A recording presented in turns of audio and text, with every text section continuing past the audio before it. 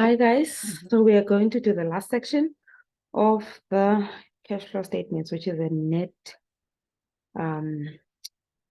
what is it called now? The net change in cash and cash equivalents, net change in cash and cash equivalents. So I encourage you guys to do the beginning balance, the cash and cash equivalents at the beginning of the year, and the cash and cash equivalents at the end of the year separately, because this is how the note comes up. So even when you are not given a note like this and you have to work it out in one big box, it will be easier if you can get the beginning balance at the beginning and balance at the end. So let's start with the balance at the beginning. So there is a balance at the beginning. So cash and cash equivalents is 2,000, but you have to always check if there's any bank overdraft, because it's part of the cash, but the cash that went out. So you've got 2,000 positive balance and 17,100 negative balance.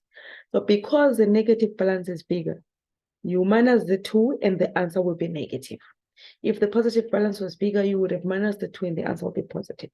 So we are going to say 17. So it doesn't matter, but just which one you start with, you just minus the 2. If the negative amount is bigger, the answer will be bigger. So just minus the 2. So it's going to be, so let me just say 2,000 minus 17,100. And that gives us minus 1,500, because it's a bigger amount is negative. And then the balance at the end of the year is not complicated. There's no bank overdraft. It's just a positive balance of 2,922,000. 2,922,000. So 2,922,000. So now we have to figure out how much was the cash flow or cash inflow. We started with a negative 15,000. So which means when we put money in the bank, it first had to cover this 15,100 until it gets to 0. So 15,000, we count it. Then we put another 2,922 more.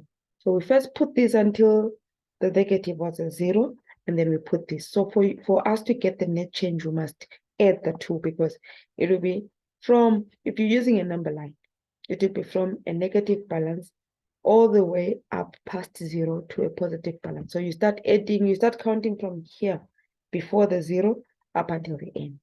If it was -5 and now it's 10, you can't start counting from -5 all the way to 10, which makes it 15. So which means, so even here you added the 2. So you add the 2, don't worry about the negative. You're just trying to find out how much was the cash inflow. So this is the cash inflow because the balance at the end is positive.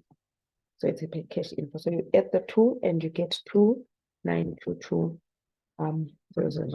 If you're doing the whole cash flow statement, if you want to check if you are correct, then these balances, this one, and this one, should be add up to this one, because this is what happened with the cash and this is what the bank says happened. So it should balance. Otherwise, you're done. So however it comes in the exam, make sure you tackle it. Just know, just have a bigger picture. Don't cram anything. Just have a bigger picture so that whatever comes in the exam, you can just tackle it.